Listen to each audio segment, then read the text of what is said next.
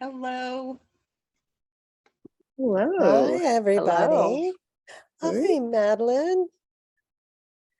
Oh, it's nice to see friends here. Hi, Roberta. Hi. And see, Karen Welcome. puts her hi, Anne. Hi. Hi, everybody. It's all I'm new. I'm new too. Okay. We're great. gonna- New is good. New is good. Yeah, we're going to give people a chance to come and before we actually really start. So, Yeah. If you want to, while we're waiting for others to come in, if you want to just in the chat, introduce yourself and say maybe where you're calling from, that'd be great. Am I connected? Who's I? Is that Karen? It is. I'm in Biddeford. Yeah, but you don't have Ah. your camera on. Oh. All right. Let me figure that out. Okay,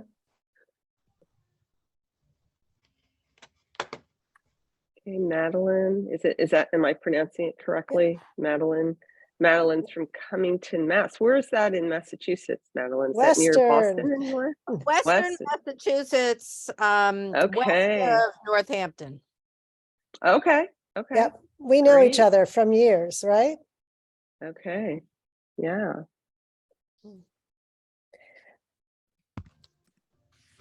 Let's see. We got someone from Cheryl's from Atlanta. Are you in the city or are you in a suburb?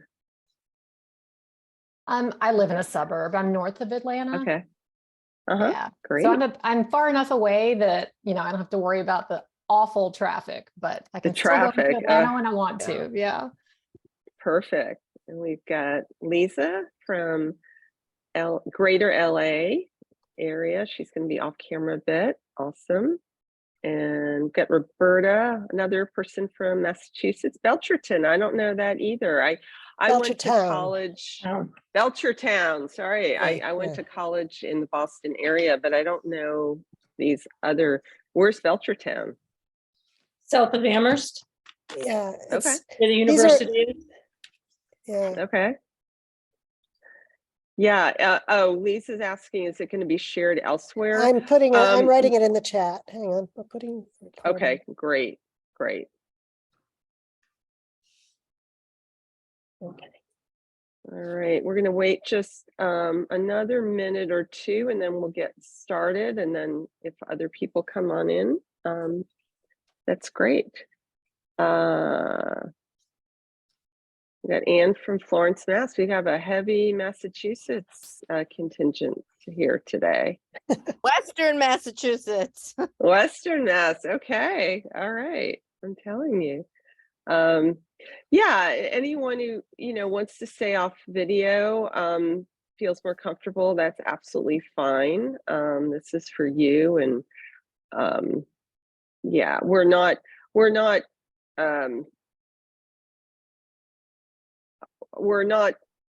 I don't think sharing this widely, are we, Suzanne? Or what's our? Well, we'll send the link to people who registered, basically. Right. Yeah.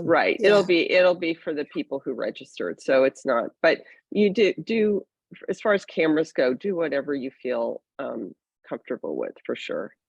So I have a question. I shared the information about this with a friend who couldn't make it because she has a conflict. Is it okay for me to share the video with her? Oh, yeah. Yeah, that would be fine. Yeah. I mean, I think if you consent to it being recorded, it's, sort of whatever. But by all means, if you are uncomfortable with having your face on the recording, do feel free to turn off your camera. Okay. All right.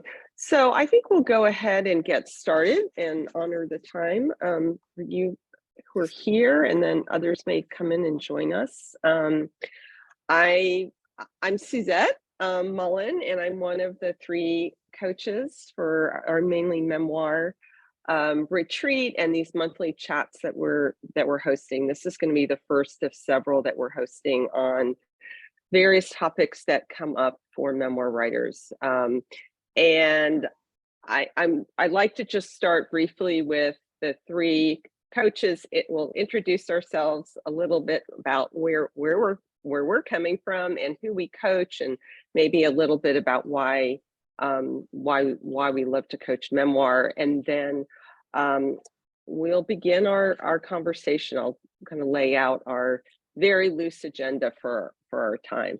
So Suzanne, do you want to just give a brief introduction? It's so funny. Many of the people on this call actually know me already. I'm Suzanne Dunlap. I'm in Biddeford, Maine, and I write historical fiction, but I coach a lot of things, including memoir, and I love coaching memoir, and and especially narrative memoir, where it's really storytelling of a sort. So that's what I love to do. Barbara. Hello, I am Barbara Boyd, the third of our coaching trio here. We're all Author Accelerator certified coaches, and that's how we met. I coach nonfiction and memoir as part of that category. And I just love the unexpected twists and turns that real life brings. And memoir gives us the opportunity to sort those out and see what they mean and share our stories with other people. Well, and also you should know that Barbara is calling in from Italy. Oh, yes. Yes. I forgot about that. Yes. And Suzanne, I don't know if you directly mentioned, but Suzanne is calling from her apartment in Biddeford, Maine, which is where, well, we're not having the retreat in your apartment, but we are having the Monthly Memoir retreat will be taking place in your town and in the hotel that's connected with your apartment. Yeah, so the hotel is literally at the opposite end of my building. So yeah, the Lincoln Hotel. So, and I'm Suzette Mullen. I'm calling in from Lancaster, PA, which is a fairly new hometown for me. I coach memoir and nonfiction, and I'm also a memoir writer myself, and my memoir, Graveyard of Safe Choices, is being published by the University of Wisconsin Press in early 2024. So that's exciting. So I have quite a bit to say about memoir from both sides of the table, both as a coach and as a writer. So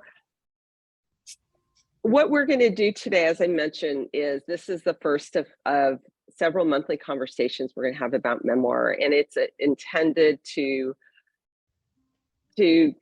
just engage for all of us and take on some of the questions that we find come up most often for the writers that we work with. And today we're focusing on the topic, knowing that your story matters. And I guess implied in that is a question: does your story matter, or do you know that your story matters? So we're gonna jump into that.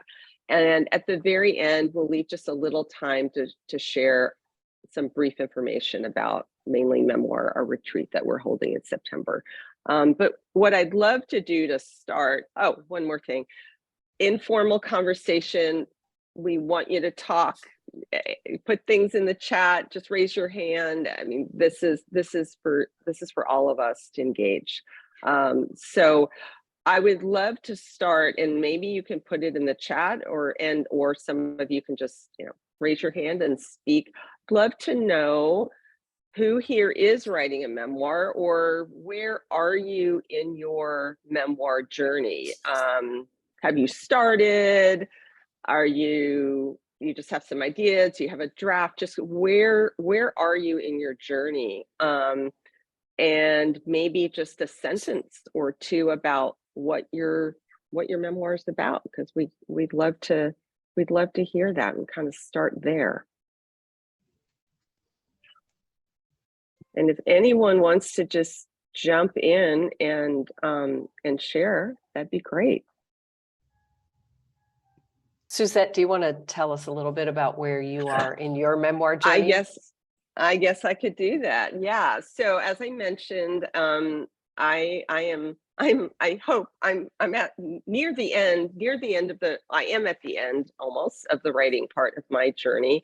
I got a publication contract this fall from the University of Wisconsin Press, and I turned in my final revision to them at the end of the year, and my book is now in copy editing. So I will see it a few more times. But pretty much the writing part of my job is done. And my memoir is called Graveyard of Safe Choices, and it's about a coming out later in life journey. So that is my story. So what do we have here? We've got Roberta. You're thinking about your memoir. Maybe it's about your family's career focus on education. Yeah. Cheryl wrote a memoir that she shelved. Oh, interesting. Okay. Okay. There's some interesting things to talk about in terms of family, believe me. Wow. Yes. Anne's is about buying an apartment, establishing a part-time life in Paris. Interesting. Okay. And so we've got a couple of people who started memoir and have shifted to fiction, but might come back. We got Tamara as an author accelerator in the certification program. That's awesome. Yeah. All right. Yeah. All over the place. Yeah. And I already know a lot about Madeline's and Caroline's memoirs, which are both fabulous, I have to say. So anyway. Yeah, memoir about a relationship with Anne Helgood, only know through letters. That's okay. That's really interesting. So I'm wondering, no matter where you are in your process, whether you have just you have a vague idea, or you've written a draft, or you've written and then you've decided, I'm not sure I'm ready to write this as a true story, all of those things. Has anyone grappled with the question that we're talking about today, of whether your story really matters? And I'm just interested to hear about that. All right, and I'd love you to come on if you feel comfortable and just share what is that question about for you? I can talk about my big question about that. So my experience is about not having an identity and marrying into an Indian family, divorcing my husband, getting back together with him. And I want to share the story because I think it will help other women, or maybe even men, that kind of go through that lack of identity and, valuing who they actually are. But my husband is like, why do you need to share your story with everybody? Why do you need to, air our dirty laundry with the world? And I would love to read a memoir about that kind of journey. But I also don't want haters and, people to cancel me. So does it really matter if I put it out there? Yeah. So what I would say is that completely can relate. And I think many memoirs can relate. I mean, what I'm kind of hearing, and tell me if this lands for you, Cheryl, is maybe for you it's less about whether your story matters, but maybe is it worth the risk to tell your story, or is it both? Or yeah, I think maybe it is more, is it worth the risk? Because I've done a lot of blogging, and I have a novel already out, so I have like a pretty big presence on social media, and I get a lot of hate from people because of the cultural issue. And does it matter? Will people change their minds? Is my voice even important anymore? Because there's such a divide in people these days. There's people that are just on, ready to jump on a book and talk about how much they hate it just because they're haters. Yeah. And yet I go ahead. No, I just wanted to say it also, I can imagine that there are so many people who need to hear that story, who need to hear your story, who are struggling with similar circumstances in that they are affronted by haters and afraid even to put themselves out there. I mean, if you have a presence you're putting yourself out there. Of course, a memoir does it in a different way, but it's a great story to share. I was going to put this in the chat, but it's really quite funny. There's a book by Philip Lopate about writing creative nonfiction to show and to tell, and he's kind of a curmudgeonly guy, so it's sort of fun to read his stuff. But he says, talking about writing about other people and feeling bad about how they're going to respond, he says his final recommendations are: 1, befriend only people who are too poor to hire lawyers to sue you. 2, if you plan to write about friendship, make lots of friends because you're bound to lose a few. And 3, for the same reason, try to come from a large family. Yeah, I mean, what came up for me, Cheryl, in listening to you is that is to really think about your reader. And there are, and you kind of started about that you started saying in the beginning that was, you believe there are other women in particular, and perhaps men too, are grappling with these issues of identity. And this is one of the things about memoir, right? Is that it is very, very vulnerable. I mean, being a writer is vulnerable, period, right? I mean, whether you're writing fiction, historical fiction, even dystopian fiction, or a self-help book, it's vulnerable. You're putting your thoughts and your ideas out on the page for people to judge. And when you're writing memoir, you've got that additional layer, right? Of it's your personal story. And I mean, I completely can relate to what you're saying. I'm feeling the same feelings about my book. I had a little mini taste of this last summer. I had an essay go viral on today.com, and it was called "The Subaru Should Have Been a Sign." And it was, it was a short piece about related to my coming out journey.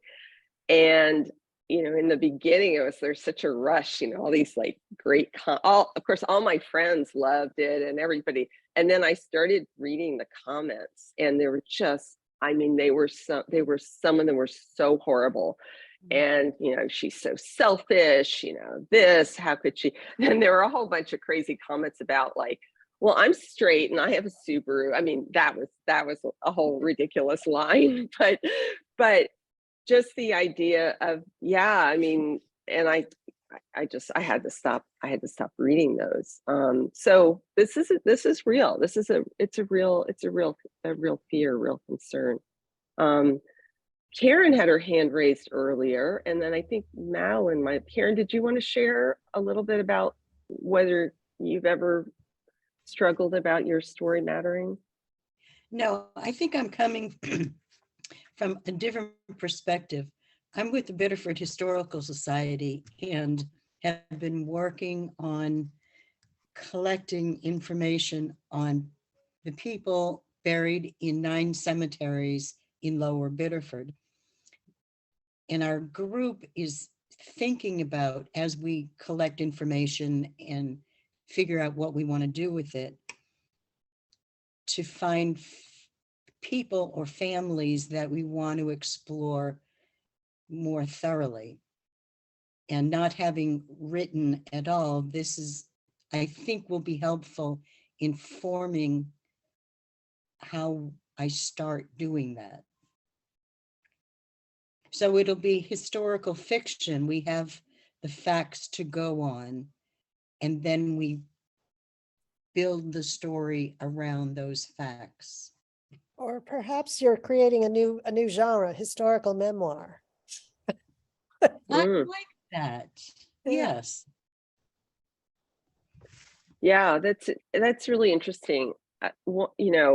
Barbara mentioned that all 3 of us are Author Accelerator certified book coaches, and part of the training that we went through, and we each have incorporated this in some way into our businesses, is getting clear on some of these really big foundational questions early on, ideally. And one of those is, what what form is this story going to take? Is it going to be memoir? Is it going to be fiction? Is it going to be some sort of combination of self-help? And Barbara kind of specializes in more that hybrid memoir space. And so that's part of what we do, is we help people wrestle with, well, what's the big container that this book is going to be poured into. And what I would say is, especially for those of you that are just starting out, you don't have to know the answer to that right away. I mean, it's a question to grapple with and unfold. And I mean, it sounds like a few of you are already in that place of wrestling with it, whether it's fiction or are we going to fictionalize this, or are we going to tell it as a memoir? So I think that it sounds like a really interesting project, Karen, that you're undertaking. It is, and Suzanne knows, because she's friends of the Historical Society and hears a lot. Of course she is. Of course she is. So Roberta, I'm sorry, you had your hand raised and now it's down. Did you want to share a little bit about whether you had any concerns about whether your story mattered? Well, I first took a memoir workshop on Cape Cod. There's this big summer conference. There's a Cape Cod writers group that's kind of very active, and I have a friend who lives close to the Cape. So several summers ago, we both went to the conference, and I elected to try this memoir writing. It was 5 sessions, 5 days in a row. It's quite a number of hours. The presenter spent a lot of time telling us about his memoir in great detail. And he asked us to write sort of a proposal of what we thought our memoir would be about. I honestly don't quite remember what I submitted, but I got back like 2 lines from him saying, "This isn't worthy of a memoir. You don't have anything." So I never bothered to go back. And that's that. Oh. Because I figured, hey, he's an expert, right? He's an expert. He's a published author with a memoir out there. And obviously he knows what he's saying. So I dumped the whole idea. Wow. That was my experience. Wow. Yeah, Barbara, I wish I had a screenshot. So I'm just curious, how does that sit with everyone, that comment? That was a first. I'll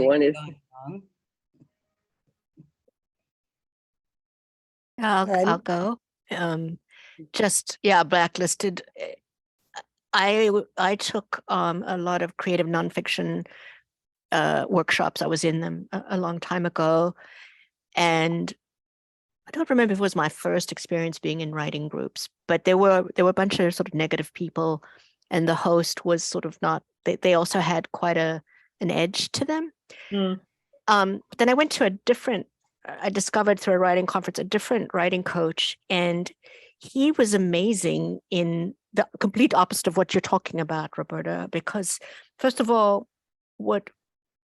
it was a mix of genres that people were working on, but his approach was everybody, we send out the pages, everybody comes back, and all of the members of the group, your job is to look for things that you liked, and you can ask questions. I'm the published author and the coach, he said, and therefore I will provide the constructive feedback. And first I was like, what? But it was amazing. The step 1. Step 2, he also talked about, and this is still a thing for me, we are so used to our stories that we get bored with them, or we don't see them as being important or that they matter. And so anyway, I hope this helps. What that person did for you is just awful. I'm so sorry.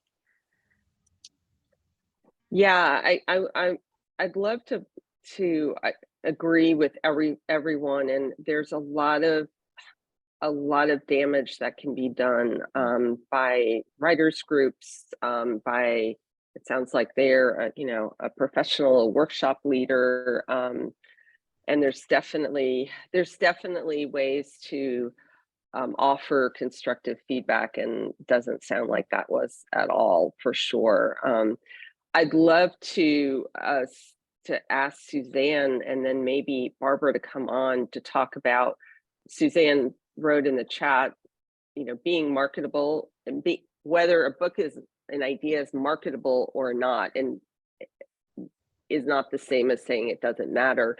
And maybe Suzanne, could you come on maybe and elaborate a little bit on that, and maybe just share a little bit about, well, what is that? What does a book being marketable even mean? Yeah, sure. Well, first of all, that's a comment probably that an agent would make, and probably because they don't know someone they could sell it to.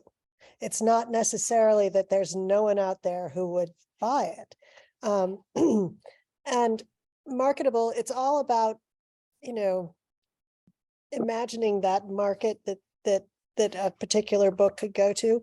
And the thing is that's, especially with memoir, I think it's very hard to sell a memoir to an agent, partly for that reason, partly because they don't all actually have a good idea of who to sell it to. And then publishers want to think that they could sell at least X thousand number of copies based on their experience. However, not having, maybe someone's memoir can't do that, or isn't at that, isn't going to appeal to a big enough audience for a publisher, but it's still, that doesn't mean it's not worth writing, because there are plenty of other ways to get your work into your readers' hands. There's hybrid publishing, there's self-publishing. I always recommend to first-time writers that by all means go for it. Go and pitch your thing and try to get a contract, because it's nice to be paid for what you're doing, but it really is a matter of your priorities. How important is it to you to get that book, that memoir, that story of yours out into the world and into readers' hands? And how soon do you want to do it as well? Because the publishing process, it could take you months or years to finally get an agent, and then months or years after that to sell the book, et cetera, et cetera. So I think that's not unless you're really going for, you absolutely feel you have to have a traditional contract. I don't think that thinking about whether it's marketable or not matters at this point. What matters is getting that story that's really important to you down on the page. And getting clear on, and this is so much of an iterative process, I think, particularly with memoir, is getting more and more clear about what your story is really about. And I think that's often why either we may think our story doesn't matter because we haven't perhaps dug deeply enough into the significance and the meaning we're making of the experiences that we want to write about, which is where the universal is. I mean, I'll give a quick example for my book. Yes, it's a coming out later in life story. And yes, sure, I think one of my primary audiences are women in particular who may have questioned their sexuality later in life and grappling with all of those things. But the deeper question that and significance is about learning to trust yourself and learning to listen to your inner voice. And that's the universal message of my book. And so I think that sometimes we don't, it can take a while to get to that place. And so maybe sometimes when we hear, I mean, the comment that Roberta received was completely unacceptable. Let's just say that, full stop. There's no ifs, ands, or buts about that.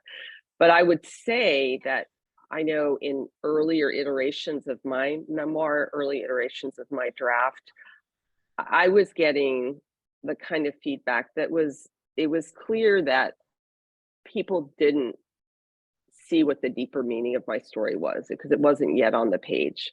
And so if that type of feedback said in a constructive way can be very, very helpful for you. And you know, that's part of what we aspire to do as book coaches. I want to circle back just a second to Barbara. Barbara had a comment right after Suzanne's comment about the knowledge bias. Yes, because and that, I forget now, forgive me, I forget who made a comment that sprung that idea. Do you remember, Barbara? I Knowing think you did, Suzette, that you were saying how Oh, often yeah. we think our own stories are boring because they're familiar to us. And I think someone else said that. Someone else said Okay. that. I know that, but I can't remember who. That was me, Lisa. Oh, Okay. Lisa did. Okay. There we Okay. go. So, you know, I see knowledge bias a lot when I work with nonfiction writers who are writing about sort of frameworks and business things. And, but I do think it happens in memoir as well. We believe when we're writing that our intention is on the page because we see it, we know it. And in the end, it's not really there. And I think that's where having a supportive community, having a book coach or a writing group can be effective, but there have to be those rules about how feedback is shared, how that support is given. And I think the main thing for me is coming at it with curiosity. Tell me more about that. I'm not sure what you're trying to say. Can you, you know, what's your point? I mean, of being, that's one of the main questions that we begin with. But, you know, there's so many ways to ask that question. And memoir is often a delicate subject matter. You're dealing with vulnerability and feelings and emotions, and getting to that point doesn't happen, I find, in the first draft. And so knowledge bias can be partly, well, I know what I'm talking about. I've been clear. It can also be, I'm afraid to express myself. And so you know, part of the work that we do, the three of us collectively as coaches with memoir writers, is sifting through that, drawing people out. And does that answer? I sort of went off course there with knowledge bias, but I think there are a lot of nuances with it for memoir. It's not as straightforward as it is with straightforward sort of prescriptive nonfiction. I had another question though for Roberta, if she is the Italian pronunciation. Sorry about that. If she is willing to share that you have joined us today and you are thinking again about writing memoir. What made that shift for you after that horrendous comment years ago? Right. I am half Italian, by the way, so if you want to pronounce it that way already. Well, it was a number of years ago. I'm actually a writing teacher. I teach freshman writing at a local college, and I'm a retired high school teacher. So I've taught a lot of writing, and I would never do that to a student in one of my classes. So I've also taken a bunch of workshops with Writers in Progress, which Suzanne's a part of. I'm working on a play, which is going kind of slowly. But I guess I saw this, opportunity that Suzanne sent in the email, and I thought, well, maybe I do have something interesting to say. My entire family, except for my brother, who decided not to join the family business, are educators, and we've each had, my parents have both passed on, but we each had very interesting, varied careers.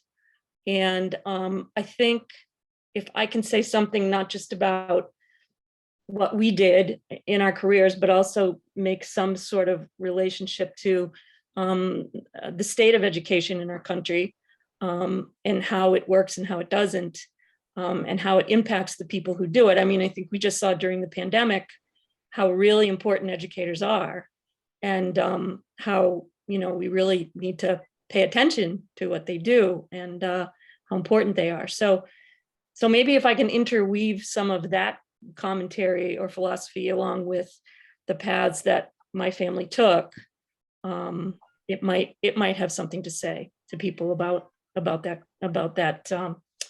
occupation. Can I take off from that two things? First of all, you don't necessarily have to go there to make it a worthwhile story. You know, I mean, I think basically what I wanted to say is that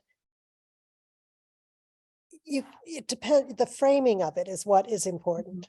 You know, figuring out where the heart of it is, what exactly you want to say, and whether that's just to do with a trajectory of a family, you know, this whole family thing. I don't know enough about it to say anything intelligent, but that could be a story worth telling, especially if you really want to tell it.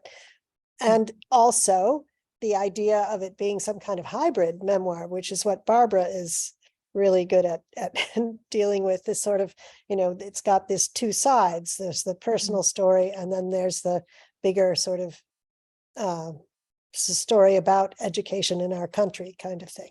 So, I mean, going back to what that man said, he clearly just didn't want to think about, didn't want to put the thought into what you could have, what you could do with that, you know, and to expect you to come right out of the gate with something that makes sense and that has a focus, et cetera, is just kind of crazy. But yeah, I got over it. good. Yeah. Well, and I saw what Lisa put in the chat about Memoir Plus, and yeah, we're seeing a lot of that lately, particularly in memoir that's coming from some of the bigger publishers. I just finished reading a book called Heretic, which was it was a coming out story, but I read a lot of coming out stories, not surprisingly.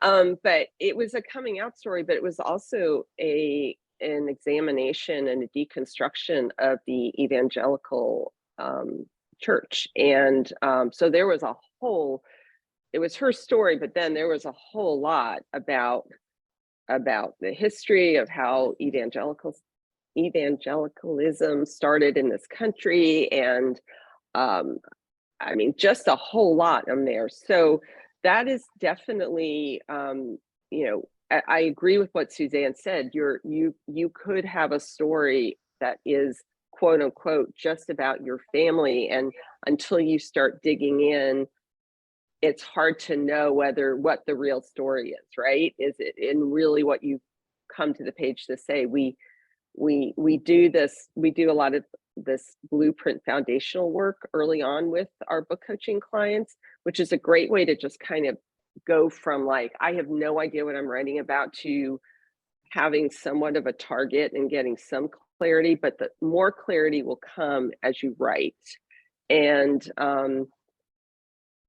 I mean, it's just, I think it'd be a really interesting adventure to discover what is the deeper story about how a family, except for one, all turned to educators, and why, and maybe why, you know, why that one did not, and all the things. And maybe you do have a lot to say about education, and that also is could be part of the book. But that's yeah, we're seeing a lot of that that I like that term, Memoir Plus. We're definitely seeing a lot of that Memoir Plus, which is it's very interesting. It's also complex.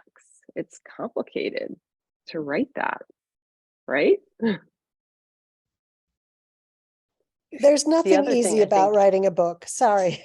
Go ahead, Barbara. Yeah. No, That's okay. No, in listening to Roberta's, there we go again. Can't Yeah. do it. It's not in Italian. Her idea is that more than about education, I can't help but think about how it's rare that careers are passed down. Whereas once upon a time, that was very common in a way of assuring that your children had work, and how that's changed in our world today. So there are so many different ways that you could move forward with what is your family story, and then where does that lead? So, And I actually went to college vowing I would not go into education because I saw how hard my parents worked and how unappreciated they were, and that they really didn't make much money. And I thought, man, I don't think so. And then it was sort of, I fought against my own bent and wound up doing it anyway. So, yeah.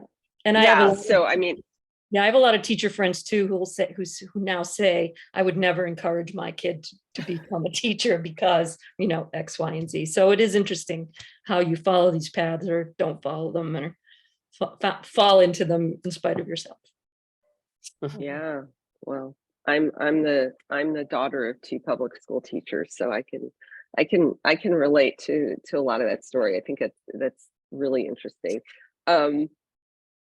One of the things that we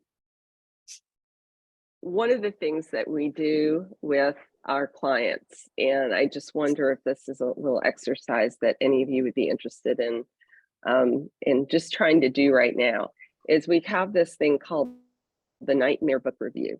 And we ask our clients to write down what would be, in 2 or 3 sentences, what would be your nightmare book review? And we do that for at least 2 reasons, and maybe Barbara and Suzanne can add in what their thoughts on this. But one reason is just to kind of get those fears out. I mean, I think there's just value in acknowledging what are the things that we're afraid of. What's the worst thing that can happen, right? What are the things that we're afraid of? And then also, often those nightmare book reviews are very revealing, because they are revealing of real concerns about the book that you're either thinking about writing or planning to write. And they're actually concerns that you have in many cases, some capacity to do something about. And for example, I'm just going to share mine just to give you an example. This is what I wrote. I wrote this in 2020. So I had a full draft. I probably had written several drafts, but I was about to start pitching my book, and but I hadn't pitched it yet. So what I wrote for my nightmare book review was, in a world where Black lives are devalued, children are put in cages, and hundreds of thousands are dying from coronavirus, it's hard to muster up much empathy for or interest in the struggles of a middle-aged white woman of privilege. So that's what I wrote for my nightmare book review. And, you can maybe see in that, implicit in that, is a fear that, does anyone really care about the story of, someone who's had a lot of privilege in her life, when there's all this other, all these terrible things happening in the world. And the question of privilege has been an ongoing issue for me in my book, and has been raised by beta readers and coaches and editors. And it's something that I've, really worked to address. And at the end of the day, I have a certain context and I have a certain story, and some of it is just, I can't get rid of the fact that I have privilege, right? But it's in the writing. How can I acknowledge it? How can I maybe leave out some parts that aren't necessary to tell the story that kind of reek of privilege? So that was my nightmare book review. And I'm wondering if anyone here, I mean, I know you didn't have time to write it, but maybe you're jotting something down now. Would anyone like to just share what their nightmare book review might sound like?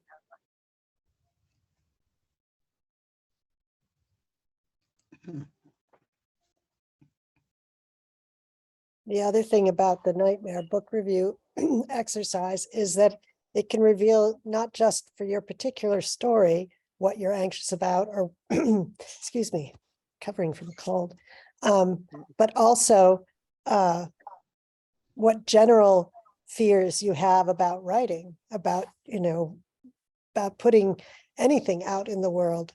It's hard. It's really hard.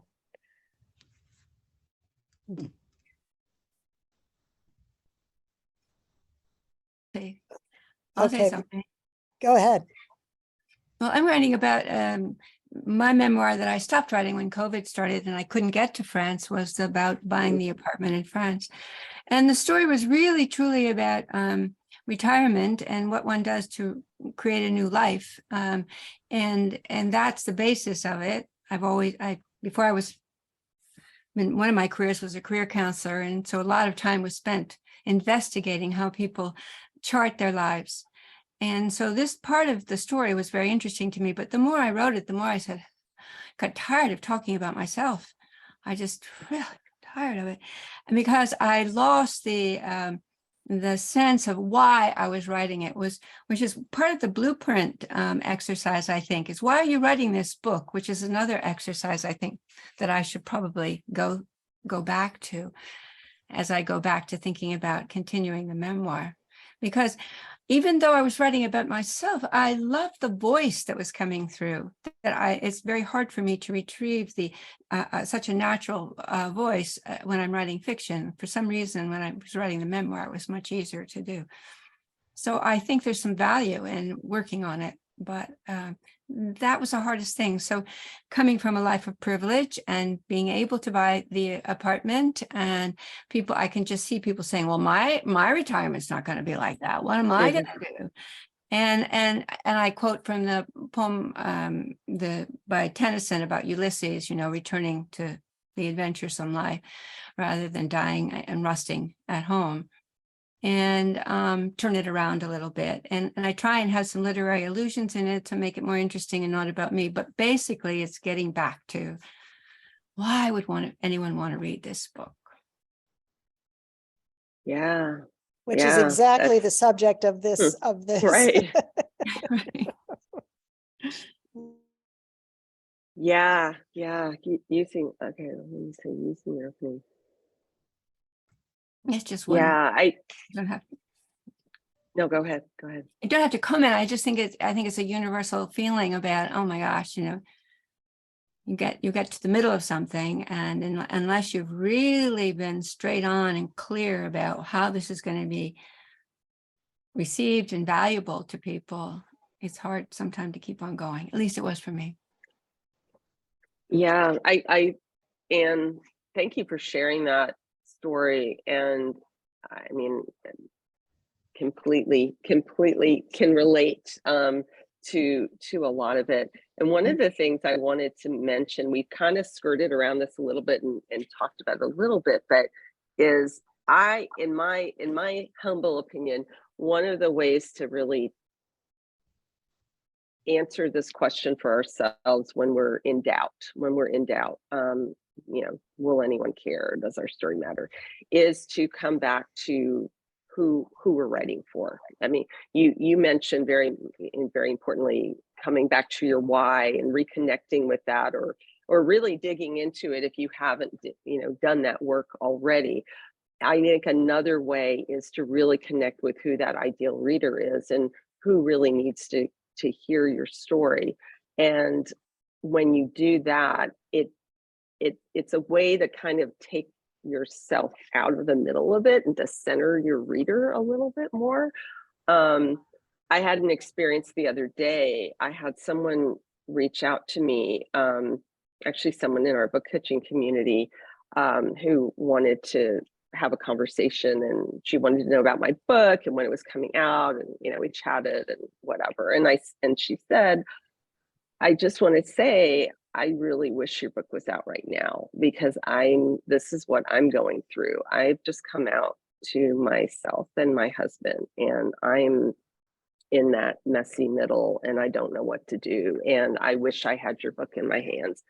And, for me, and I think for me, that was just affirmation of, yeah, my story does matter, whether I sell, 5,000, 10,000, or, 50 books. I hopefully I can sell more than that, but that there are readers out there that need to hear my story. And so I think that tapping, either, reconnecting to who your ideal reader is, or really giving that some thought, and is really helpful in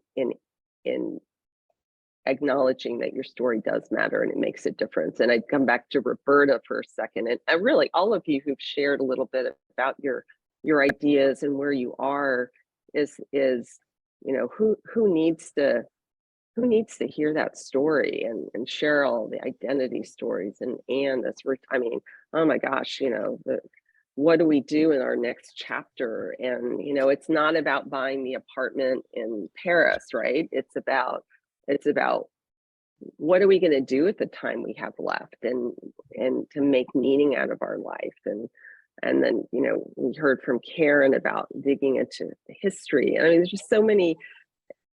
There are reader. I fully believe that there are readers out there for your story, and that your story matters. Thank you.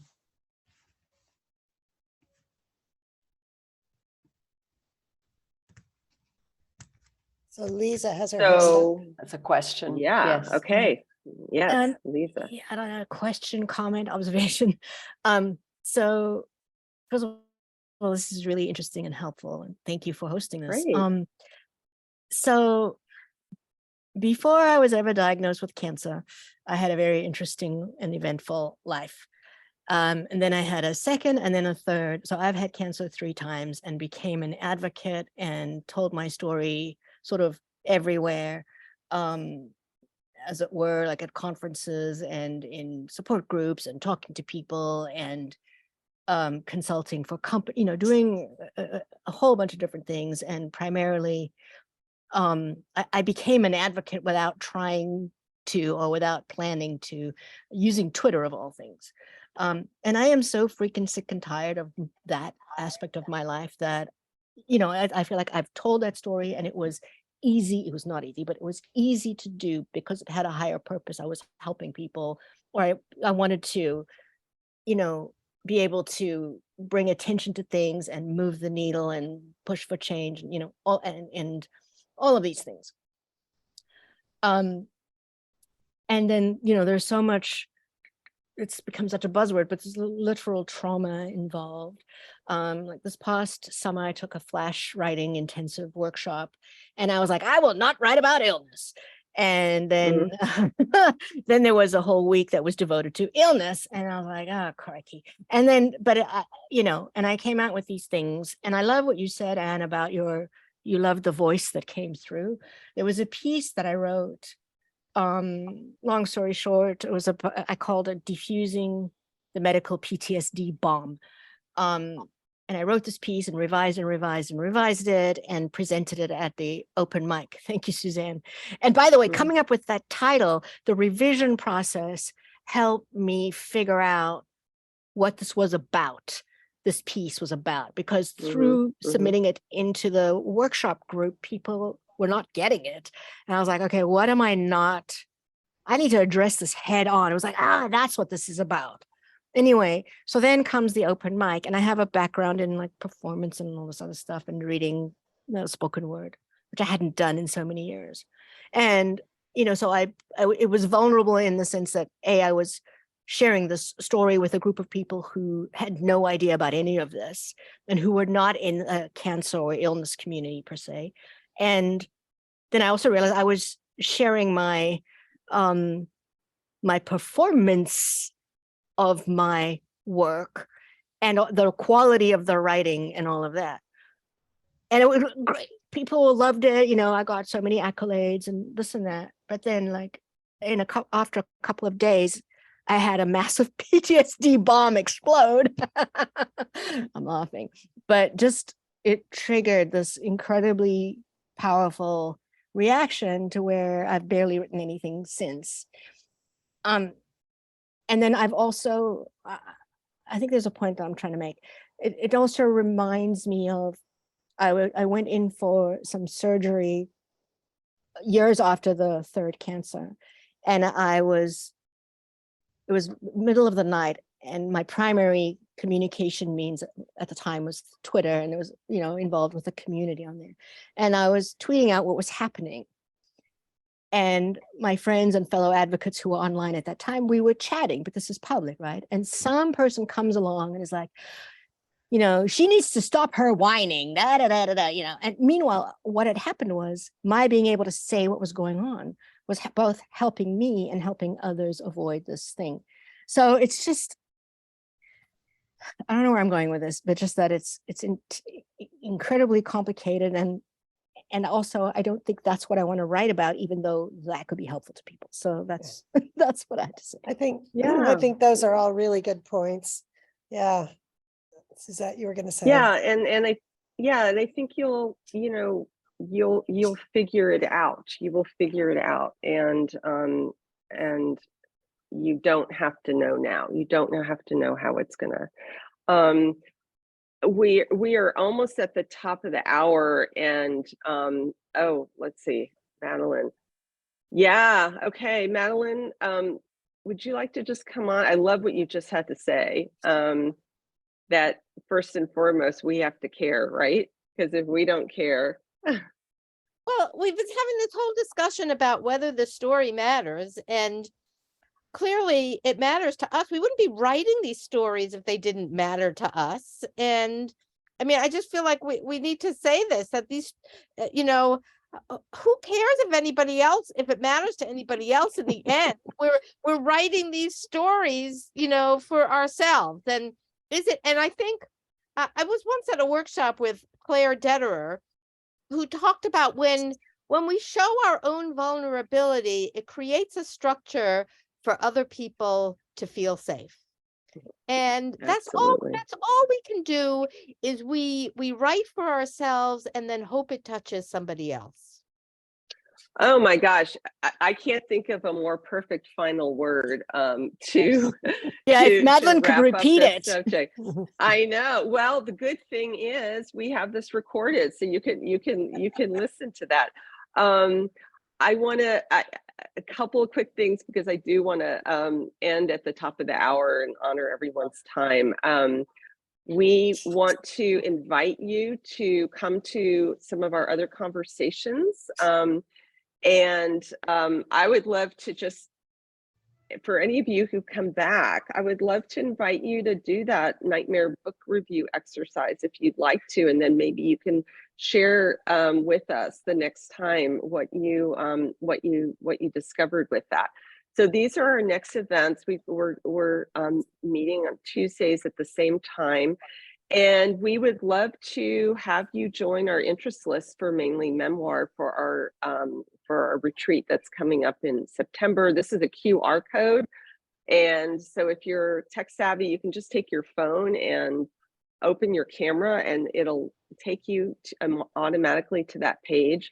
If you're not tech savvy, you can just go to our monthlymemoir.com website and you can read more about us and about the retreat, and get on the interest list. We do have an early bird offer right now, which is $500 off the price, and that's going to end the end of this month. So if you're interested, I would love you to check out Monthly Memoir. And one more ask, I would love you all to invite any friends you have or colleagues who are interested in writing memoir to come to these conversations, and or to check out our website about the retreat. And I love hearing your stories, and I look forward to getting to know more of you, getting to know you more in the months to come if you come back. So Barbara or Suzanne, do you have a final word? I Oh. would say I'm just so excited about how this conversation went. We went into this not, we're excited about our idea, but not knowing how it would be received. And this has been such a rich and interactive conversation. So thank you all for participating. Yeah, just also thank you. This has been great. And, Madeline summed it up best. You have to, I you have to know, be, I be know, final- absolutely committed to your story. But then that sort of leads on to that generates the fact that other people will probably find it worth reading too. It's just the way it is. And, but That's why we start with our why. So you have Yeah. to know why you care, right? Yeah. And then we go Mhm. from there. Yeah. Yes. Yeah. Mhm. Well, So thank you all again again, I'll please invite friends and colleagues, and we'd love to see you back next month. So Thank you. thanks for being Thank you here. very Okay, you're much. welcome. Yeah. Thank you. Thank you. Bye. Bye-bye. Bye-bye.